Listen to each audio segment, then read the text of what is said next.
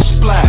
Stop letting this shit slide and get your lick back. And get your lick back. Get your lick back. If a nigga owe you something, ain't no chit chat. Better stay up out the way, don't get your shit splat. Stop letting this shit slide and get your lick back. And get your lick back. I feel like I'm JX. J-Way. I'm a perfectionist. Adderall got me restless. I'm gone. Run with a wild crew, they get reckless. Young boy, come up off that neck. Give me that. To the trends. See you, Lee, be the band. Welcome to Bleachers and Speakers. I'm your host, June. I got my boy B. Foster with me. And before we get into this pre-game show, I want to advise everyone to subscribe to Bleachers and Speakers on YouTube. We're nearing 300 subscribers.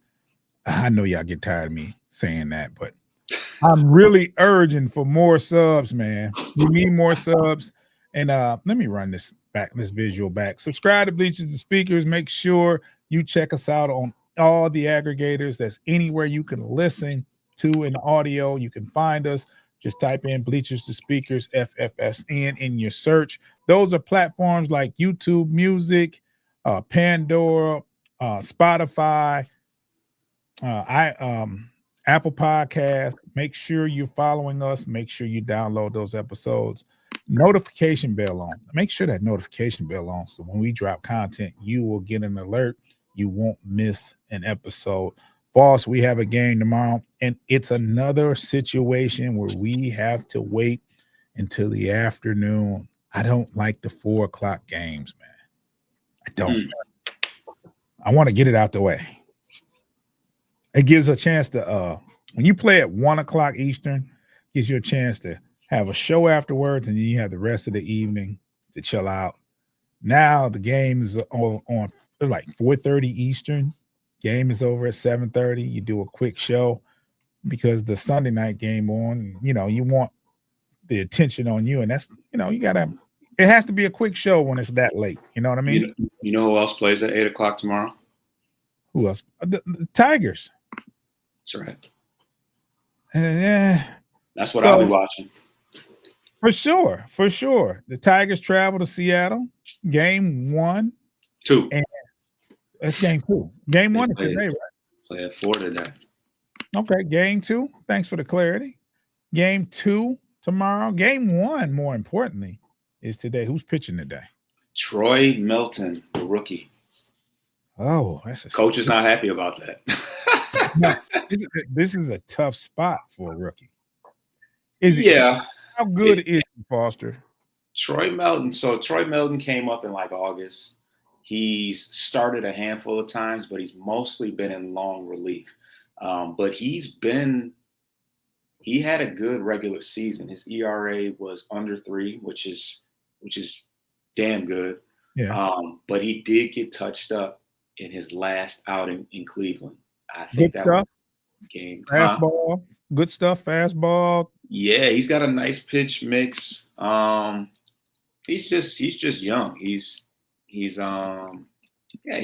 young. They've kind of brought him along slow, because when you're a rookie and you're in the major leagues for your first year, that's way more games than your body is accustomed to be playing, because the season is longer. You play more games, and so they're bringing him up there.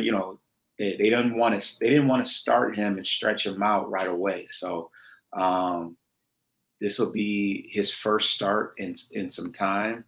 And the beauty is it's just game 1. This game is not a deciding game, and they don't have to pitch him 5-6 innings.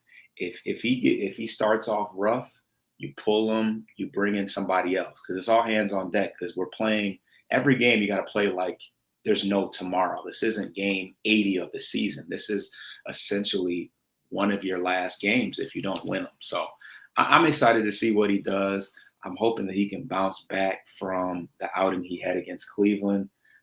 But we'll just see. We'll have to see. Okay. Well, fastball in the high 90s? His fastball is 97 is the average fastball velocity. So, okay. But he's got a 6 pitch mix. So he's not That's like great. Yeah. That's great. Of course, they vary as far as the ones that he uses the most, but he's got about 4 of them that he uses at least 10% of the time. Well, starters need at least 3. Absolutely. And which is why although he's been coming out of the bullpen to save his arm, he's got a repertoire that is much larger than the average bullpen guy. So it's pretty obvious he is being groomed to be a starter at the next level. Wait, hold on, Foster. Let's you got a show later, right? Save some of this stuff for Corner to Copa. We don't want to go off on a tangent. This is I'm just letting you know. It's a Detroit thing, and and Foster's hype. He has Corner to Copa where he's been covering Tigers baseball the last couple of years. So kind of went off on a tangent. Our fault. Let's talk Detroit Lions. Oh, yeah, we do. This is a Lions show. Yeah, this is a Lions show, man. Coach, I don't want Coach going off on me, man. He's already pissed at Hinch and Hinge, and let's just stick to the Lions, man. The Lions are visiting the Cincinnati Bengals. Where's my boy? I don't see my boy in the chat. I would have loved to do a joint venture with him today. My boy Tim. Oh man. Yeah. It wouldn't have been like when you're 3-1 and you're facing a team that's struggling, you kind of fear someone talking crazy. Me and Foster don't talk crazy, man. We don't. We're very humble Lions fans. Now we talk a little stuff after the game if someone has talked crazy to us, but at the same time, man, pregame show, we just gonna keep it easy. We're gonna keep it clean, X's and O's. We ain't gonna talk too crazy. It might be a little jab here, but we ain't gonna talk crazy. I'm not sure if that's the reason why we didn't link with Tim. I'm just saying, man, for future reference. You know what I'm saying? It'll be good content, man. We can talk X's and O's. We can keep it clean, man. Anyway, we face the Cincinnati Bengals and Foster. I know people and a lot of the Detroit fans are optimistic facing the Bengals because the Bengals have not been as good as they should be, mainly because of Joe Burrow not being there, and another reason is the defense isn't defensing. But I approach each game with caution, not extreme caution, but caution, because there are some threats on offense from the Cincinnati Bengals. Outside, Browning started for them a nice amount of games. He's no rookie you throwing in there, and he's been in this situation before, but he has some weapons at wideout. And with our situation at cornerback, it could be kind of scary. Foster, how are you approaching this game? Like, as far as from a fan's point of view, are you concerned, or do you think I'm confident in victory, but I'm still, we still got to go up and line up and play football. Yeah, so the Lions are, the Bengals are 2-2. So, it's pretty obvious that their downfall has started with the loss of their franchise quarterback. And they kind of had their rock bottom week last week with the Denver Broncos. I am cautious that T. Higgins and Jamar Chase are obviously not going to be held to 53 yards receiving again this week. So I expect a bounce back in that regard. But they really don't have a lot going for them. Their offensive line is in shambles. They're not running the ball as well as they ran last year, and the defense hasn't been very good. Obviously, they have a very good edge rusher in Trey Hendrickson, but he's kind of out there on his own right now. So, yeah, I think that Browning probably couldn't possibly have a worse game than he had this past week. He only passed for 125 yards last week against a very stout Denver Broncos team. But we will be out. We will be without our top cornerback as well. So that is one thing to keep an eye on. Who is going to be shadowing Jamar Chase? Who is going to be shadowing T. Higgins? Because you just can't expect for them to recreate the same performance from last week in Denver. Yeah, I mean, it's like this, Foster. You don't feel any better if that tandem goes crazy the week before, or if they have what they have going. There's it is what it is, right? But more than likely to have 2 games in a row like this, probably not. Like one of them's going to get off. You know what I'm saying? So that's just my take on it. I don't even know who is starting at defensive back for the Lions this week. Do you know? So I know Robinson is. Meek Robinson is at one corner. So Terrion Arnold was a full participant in practice on Thursday. Okay. So I expect him to play. I feel like I think they said that Khalil Dorsey was not okay. Let me put it. You got some production credits going on this week? I do not. No, I'm gonna leave that alone right now. Okay. Khalil Dorsey is out with a concussion and wrist injury. Okay. But yeah, like I said, Terrion was a full participant on Thursday and Friday. So I don't see any. I don't foresee any. Setbacks as far as him not being able to suit up this weekend. We will certainly need him against probably the top receiver tandem in the league right now. Yeah. I mean, those two are extremely dangerous, regardless of the numbers. My fear before you said Terrion Arnold was playing, my fear is, you got to Meek Robinson. He's 5'9", and T. Higgins is one of those wide receivers you just throw it up to. He's a big receiver. Chase is no small fry, but he has that second gear. So both of them pose a threat. I think if you have to match up, you got to put Terrion Arnold on T. Higgins just for the size factor. A little bit bigger corner. Not crazy amount, but I guess it really doesn't matter because they're 2 good wide receivers. I think it starts with you do have to stop the run. You can't sleep on the run game. This is not one of those games. Chase Brown is a capable back, and it starts first by stopping him. You stop him and force them into passing situations and hope that pass rush do what it does.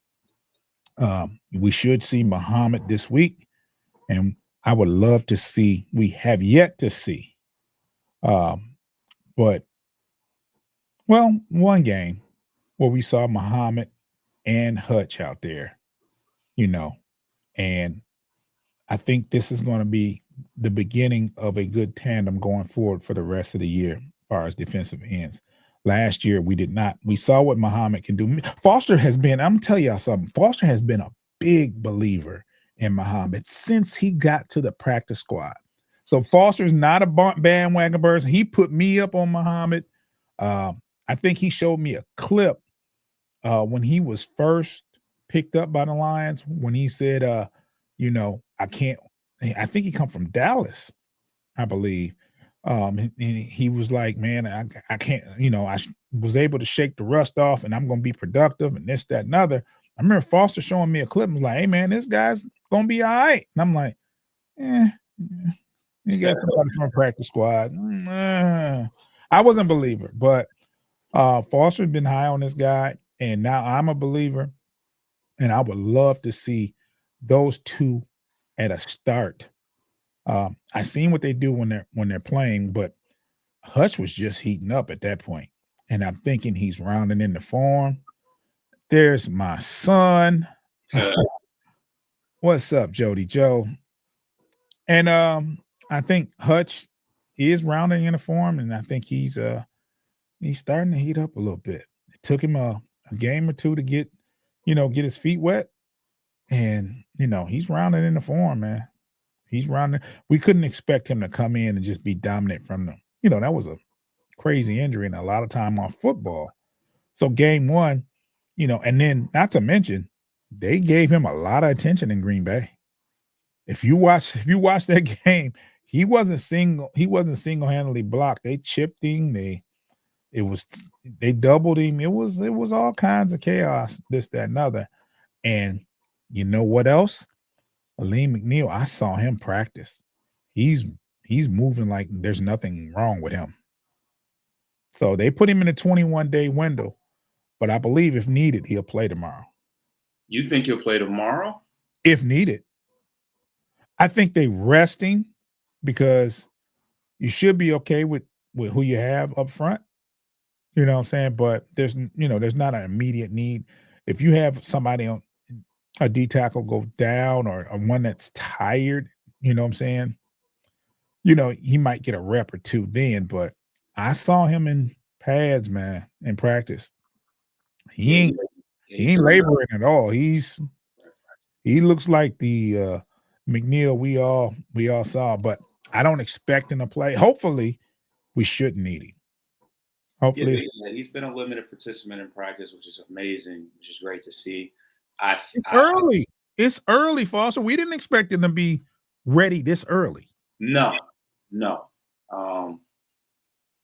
I'm hoping that we can get out to a sizable lead and we can rest even some of these other guys that aren't necessarily in the same boat as him. Because we should not need him. No. We shouldn't need him this week. I hope that he continues to rest up and we can get him back for the Chiefs. Now that's what we need to see. Yeah. Let's take a quick break, Foster. And I got a question about another person that should be returning soon. I don't know if you heard anything, but if you're watching, give us like 10 seconds. And if you're listening, you're going to hear some wonderful ads. But we'll be right back either case.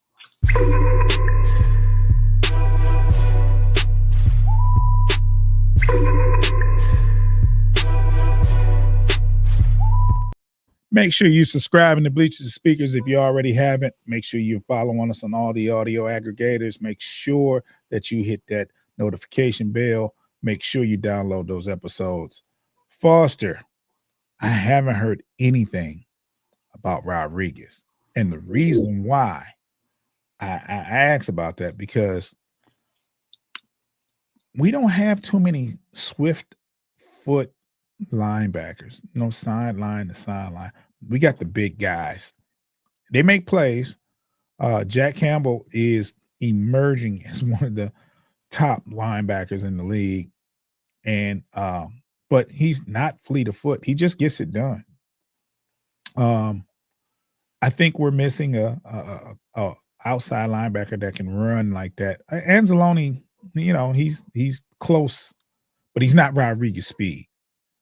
And I'm just wondering, have you heard anything about his return? Because he should be coming up in the next 3 or 4 weeks. So I just pulled it up. He is eligible. I know he's been around the practice squad. I saw him in some social media, what do you call that? Like the promotions or whatever the case may be. He is eligible to return. Actually, it just says eligible to return. There's no date on it. They got some dates for some other guys. Week 7 for Shane Zylstra, 7 for Marcus Davenport. There's nothing on Josh Pascal. It just says eligible to return. So maybe it's saying that he's eligible to return right now. Either that or they just have it as a TBD. But yeah, no updates that I can see as far as Rodriguez. But yeah, it'll be a nice addition. Hopefully we're starting to run away with the division and we have a full head of steam when he comes back, because that'll be it'll feel as if you're just making an acquisition to strengthen the team down the stretch. So yeah, not much to report on Rodriguez, but he's around, because I've seen him in some of like the social media, where they ask him silly questions and all that. He's around. But do you know what's crazy? I could be mistaken, but I could have swore we lost McNeil later than we lost Rodriguez. I thought Rodriguez got hurt before. I You could might be be right. You might be right about that because I'm not Yeah. 100. because McNeil McNeil was hurt late. He was hurt around game 11 or 12, I believe. Rodriguez, okay. I'm talking about McNeil. He was hurt around 11. Oh, Yeah, he was late in the season. It was like, wow, really? Because I was thinking he wasn't going to be back until around that time, and I'm thinking you drafted the Lions drafted Williams at D tackle, and I'm like, yeah, they expect him to be out a long time, but he's back super duper early, in my opinion. so he was so just to let you know, he's been ruled out of Week 5 versus the Bengals, but he was injured on December 2024 against the Bills, which was one of our last games. That was Who you talking about? Rodriguez? McNeil. McNeil. Yeah, it was late. Yeah, you're right. Game 11 to 12. Yeah, we wasn't expecting him until at least game 11 or 12. That's you know what I'm saying? When it comes, my rule of thumb is ACL. That's a year. Rodriguez, they both tore the ACL, but Rodriguez got hurt on November 28th. So, so it was before. It was before. A week before. It looks a week before. Yeah. And Aleem McNeil, I'm thinking, but you hear the rumblings in the off season when they were saying Rodriguez, is not, his surgery or whatever was going on wasn't on track or on time, or I heard a few things in the off season like it wasn't supposed to be what it was supposed to be as far as the timeline, and I was worried about that. And then to see, maybe it's because Aleem McNeil is back so fast or was progressing so much. You know what I'm saying? At that time, I think it's 4:30, Jody. I think it's a 4:25 kickoff. Don't quote me on that, but it's anyway. It's around 4:00, like Foster mentioned in the chat. So, yeah, that's just crazy how that works. DJ Reed the other day was placed on IR. I got a scenario for you, Foster. Okay. That means he would be out about 4 weeks at least. Hamstrings are very, very tricky. So you got to be really careful because he could be back after 4 weeks and be back on the same. If he has an issue, it can linger. The Lions are 3-1. Let's say in 4 weeks, they're 7-1. I'm being extremely optimistic. I don't want to jinx us. I'm being extremely optimistic. Okay. I don't think they're going to bring DJ Reed back. I think they take him off IR, but you don't rush that. If you 7-1, you keep him out a couple more weeks just to make sure. And I'm sure if they happen to be, let's say 6-2, you know what I'm saying? You still kind of okay. Let's make sure we might be able to give him an extra week or two. You know what I'm saying? Depending on how that next game goes after 6-2. You go 7-2, you're like, we can wait and see. You know what I'm saying? And by the end, you have an identity of your starting corners at that point, and you'll be able to depend on who you got and your scheme. So it's going to be interesting to see how soon they bring him back. Hopefully, they don't have to bring him back right after. We're in a position to where you can make sure that because hamstrings are very tricky. And that, I think that wasn't that Rakeshaw's issue last year. Yes, that came to mind as well. That kept tearing it. Yeah, or just never healed or whatever. Yeah, and Reed said that when it happened, he thought he had tore it off the bone. He thought he tore it off the bone, but it wasn't that bad. Just wasn't that bad. Luckily, and I tore a hamstring before. It's painful. Really? Yeah, it's painful. It wasn't tore, it was pulled, but it was still, and it took about a month, you know what I'm saying, for me to be all right. So, yeah, it's bad. So, now we didn't talk about the Cincinnati Bengals defense at all. And I'm familiar with 2 people on that defense. Okay. That's Hendrickson, or 3. Hendrickson, Dax, he's number 23, safety, and DJ Turner. DJ Turner and Dax Hill. DJ Turner. They both played at Michigan. DJ Turner was a corner. I don't know if he's playing. I ought to erase that comment, Joe. But DJ Turner played and Dax Hill played for Michigan. That's how I know. I don't know if DJ Turner gets a lot of tick. I know Dax Hill starts. But that's all I know about the Cincinnati Bengals. Do you know anything? Are you familiar with the Cincinnati Bengals defense, Foster? Well, they have that one. They have a linebacker that I was kind of looking at when I felt like we were in the market for possibly drafting a linebacker. His name is Demetrius Knight. He actually had an interception last week.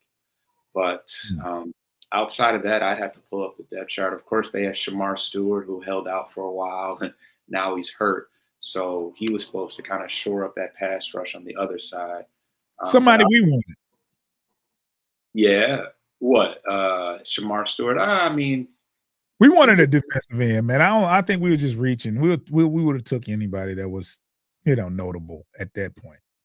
I mean, we could have. Well, I mean, we went with Tyleek Williams, and Stewart was off the board anyways. Yeah. But, I mean, he was somebody that we kind of looked at. He didn't have really eye gouging numbers off the coming out of college, but yeah, outside of that, no, not really. Okay, so DJ Turner's a corner. When did he play? Who did he play with? You talking about as far as Michigan? Yeah. Nothing. Nothing. It was before the 2020 season, so. Oh, so he's up there. Not up there, but he wasn't on none of the. He might have been 2021. But he's been around for a little bit. He's not. Yeah. Cam Taylor-Britt is a name that kind of comes to mind. But yeah, they don't have a lot of notable defensive players. Yeah. So I'm just curious about their defense, man. I mean, I know if the Lions protect and the Lions run the ball, it's going to be a long night for anybody. So defensively. So if we can protect and run the ball, it's going to be one of those things where if the defense doesn't hold up, it's a track meet. It's going to be a shootout. If our defense plays and we can run the ball and protect Goff, it's going to be a long night for anybody. That's the recipe. And Foster, which I keep bringing up game 1. Because I'm not going to lie. A couple of days after game 1, I was concerned. I was very concerned. And it was like, we got to play the Bears. At least they look decent at times on offense. It's like, I was scared. I was nervous. Because of the young interior. The young interior, right? But I keep seeing these clips of Tate Rutledge. I keep seeing these clips of him having dominant one-on-one matches with the defense ever since that game. I also made the comment on one of the shows. I don't think it was more miscommunication than anything. They weren't getting pummeled by the Green Bay defensive line. They wasn't getting overpowered or pushed back. It was missed assignments. And week 1 to week 2, they say that's the biggest the biggest opportunity for growth and usually the biggest change. And we saw that. And I still wanted to see more improvement. And I'm starting to see it. I'm starting to get more comfortable with the offensive line. Do you feel how those sentiments, Foster, like as far as the offensive line? Yeah, the turnaround between game 1 and game 2 was pretty astronomical. We still have not allowed a sack since week 1. So that is encouraging to see. But probably even more encouraging was how much better we were able to run the ball, because we know that that's kind of our bread and butter, is to get everything going by establishing the run. So, yeah, I mean, I think this is another opportunity for us to continue to get right. The Bengals are ranked 30th in the league in total defense. I think 30th against the run and 26th against the pass. So not much for them to hang their hats on right now. And I expect the Lions to continue to exploit their vast number of weaknesses. It's going to be interesting. It's going to be interesting. I just hate we got to wait till 4 o'clock, man. I can't drive that point home enough, man. Like, come on, man. Kick it off at 1 o'clock. Kickoff should be at 1 o'clock, bro. Especially when it's not a West Coast team. I mean, Cincinnati is in the same time zone that we are, but maybe more eyeballs. I don't know. You think maybe before they plan this beforehand and thinking, okay, this is Joe Burrow versus Goff. It's going to be crazy. Right. Can't be the early game. Got to be the afternoon game to make sure more eyes are on this. Yeah, I mean, there's no way they flexed it so that everybody could see Jake Browning. That's for damn sure. Have you ever seen where they switch the times though, like during the week? Yeah. They usually flex out. They don't flex in. You said what? They usually flex out, not flex in. They usually go from 1 to 4. They don't usually go 4 to 1. You know, they usually say, okay, we're going to move this game ahead. They don't move it back at all. So once it's written, I think once it's written in stone at 4 o'clock in the afternoon, it's going to stay there. It might flex to the, it doesn't flex earlier. It usually goes, okay, this is the game of the week. Let's move this to 4 o'clock. That's usually how it goes. Anything's possible, though, as far as the money, though. I'll put it past the NFL. Right. So it's going to be what it's going to be, man. I'm feeling kind of comfortable with this game, but I approach every game with a certain amount of caution. There's no gimme games. You still got to line up and play on Sunday for sure. There's no gimme games. Like, you have to play football. You have to handle your business. And this is one of those games where the Lions do, regardless of who's on the other side of that football, they got to go and handle business, man. I would love to see Lions going into Kansas City. Oh, are we hosting Kansas City or are we going? Oh, no, we don't host any of the good teams. Everybody all the good teams, we go and see them where they're at, whether it's at Philly, at Baltimore, at Kansas City. Who else? Damn near anybody that is formidable on our schedule, we're playing away. I think we played in Detroit against LA though, the Rams. Okay, so we got to go into Kansas City 4-1. Got to go in there 4-1. Have to. You can't go in there 3-2. Can't. Because Kansas City, regardless of their record, is Kansas City. They have a better defense that they've had in recent years. The past couple of years, their defense has turned up. They just got Xavier Worthy back. Their receiving core is starting to get comfortable, and they're still a threat on the ground with Pacheco and Hunt, and Mahomes is still Mahomes. So you got to go in there 4-1, man. Got to go in there 4-1. Correction, we played at LA, and we also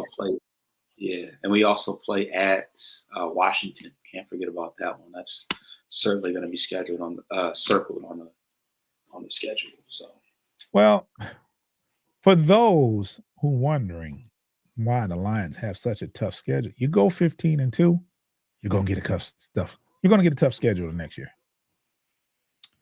But you know what's even crazier though is like our division rivals play the same people just about outside. Like we're going to match up versus certain divisions. We're going to play, some of the same teams. As you can see, we're playing the Bengals. Didn't the Bengals play somebody from our division already? I know the Browns did. The Browns played Green Bay, and then we played them. I think Cincinnati, didn't they play the Vikings? Oh, the Vikings killed them. Destroyed them, right? Yes. So we play a lot of the same team. Now, Foster, do you use that as a measuring stick? Like you see what it doesn't really matter, right? No, especially because, well, I guess because you look at Green Bay, what happened versus Cleveland, but you've seen what happened versus Detroit and Green Bay. But I was thinking it's going to be such a tough game, and I thought it was going to be a low scoring affair that we just had to get a victory out of. And looking at the scores, it's not close. But watching the game, it was a lot closer than the score seemed. But at the same time, I knew that wasn't going to be an easy game. But if you look at the final score, you're like, okay. And then now we're going against the Bengals, who I think Vikings being like 48-10 or something like that. It was bad. I know it was bad. But a lot of us play the same teams within our division. And I know that's a measuring stick. Because Chicago played Dallas. We got Dallas on the schedule, right? We do. That'll be a home game. Yeah, we got Dallas on the schedule. And it's about time we got Dallas at home. We've been playing them away for a while. Yes.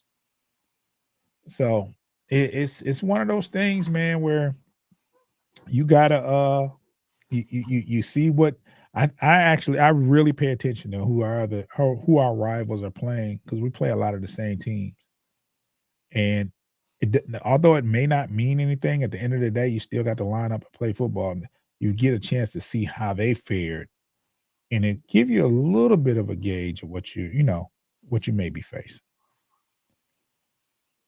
So I think that about wrap it up for today, Foss. Do you want to put a bow on this?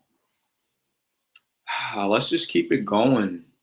The Bengals are a wounded group.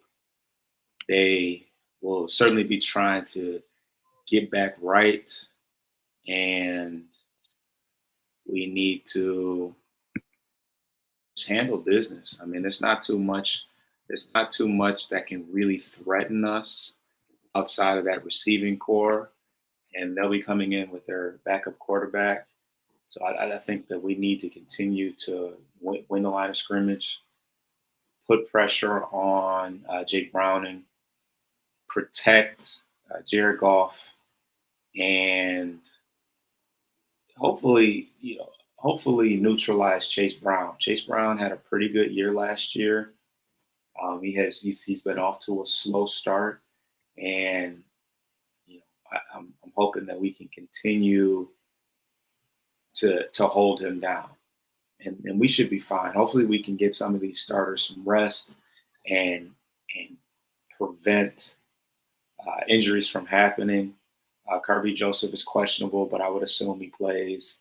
Terrion Arnold looks to be ready, which is important because the secondary has been our most scrutinized position group so far. So, let's get a couple interceptions. I think Browning had 3 interceptions in his first full game of action. That could have been versus the Vikings. Isn't that the game where that dude had a bunch of punt return? Isaiah. Yeah, it was a turnover fest versus the Vikings. Yeah, so we kind of anticipated that with Joe Flacco. We pretty much ran him out of his job. So hopefully we'll have some of the same fortune with Jake Brown. Okay. Before we get out of here, though, we got to do a little bit of promo, right?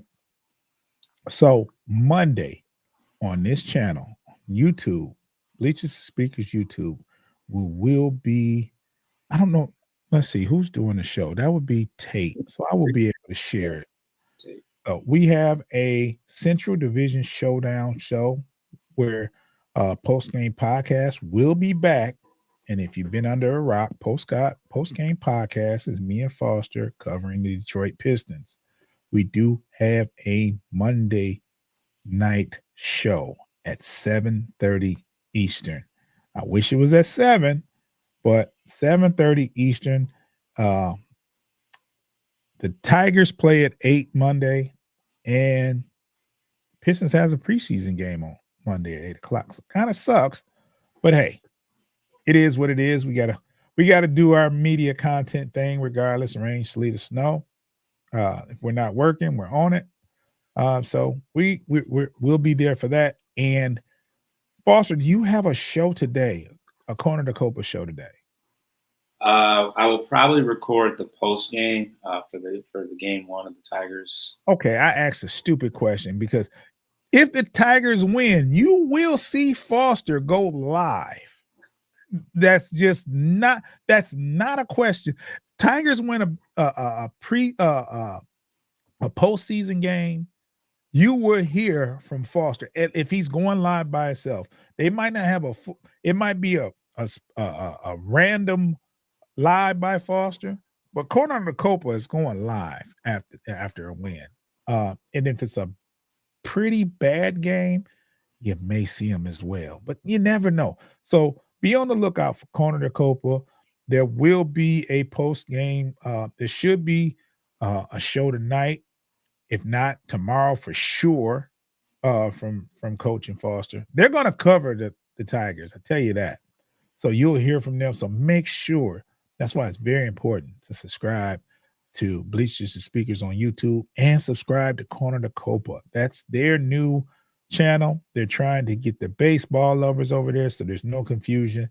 Make sure if you watch baseball, or if you're a big fan of baseball, not just the Tigers, subscribe to Corner to Copa. You'll get Foster and Coach. And Coach is really passionate about getting rid of AJ Hinch. But seriously, make sure you are subscribed to those channels. Make sure you pay attention because basketball season is on the way. We'll be covering Pistons basketball. This is our third year covering Pistons basketball, or is it? Yeah. Because we had the 14 and 68 year, and then we had last year. And don't say that record or anything. Hey, man, I'm proud of that because of what we've done. You know what I'm saying? And the way it's looking, because, hey, I'm very optimistic about the Pistons this year. Very optimistic. And I'm not saying championship optimistic.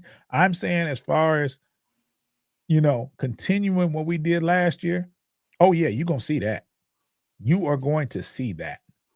So we'll be talking about that Monday night. So I don't want to get off on a tangent. I'm going to let you guys get out of here. Shout out to my boy B. Foster and my boy Coach. And if you're interested in covering the Detroit Lions or the Pistons, get with me and Foss. We'll have you on the show. If you want interested in a segment, we can make sure you do that, man. We're trying to get these followers up, grow these channels, and get our downloads together. So, hey, if you're interested, get at me. I know my boy Guap Green. I got to get it, Guap Foster. Guap was talking about he need to be on the show. And when he said it, that's when I was working all those hours at the new job. So I haven't had a chance to really pod like I'm supposed to. But things are getting better as far as my schedule. So I'm gonna get with Guap. Zeke always talking crazy when we're not on the show. So I'm gotta make sure that he taps in every now and then at least. Trying to get these guys onto this podcast wave, man. I'm trying to get Eyes on the North back in rotation. That's their podcast, but I don't want to get into too much of that. But it is what it is. Foster, I will be seeing you in the chat. Make sure that everyone subscribes to Corner to Copa on YouTube and subscribe to Bleachers to Speakers on YouTube. Get your lick back. If a nigga do something, ain't no chit chat. Better stay up out the way, don't get